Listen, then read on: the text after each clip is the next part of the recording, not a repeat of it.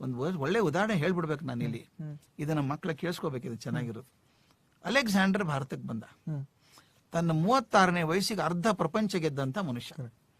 ಒಂದು ಹಳ್ಳಿಯಲ್ಲಿ ಹೋಗ್ತಾ ಇದ್ದಂತೆ, ಅವನು ದೊಡ್ಡ ರಥ, ಬಂಗಾರ ರಥದಲ್ಲಿ ಹೋಗ್ತಾ ಇದ್ದಾನೆ, ಜನ ನೋಡೋಕ್ ಸೈಡ್ ನಿಂತ್ಕೊಂಡಿದ್ದಾರೆ. ಅವನ ದೃಷ್ಟಿ ಒಬ್ಬ ಭಿಕ್ಷುಕನ ಮೇಲೆ ಬಿಂತು. ಬರೀ ಒಂದು ಲಂಗೋಟಿ ಕಟ್ಕೊಂಡು ನಿಂತಿದ್ದಾನ ಅವನು.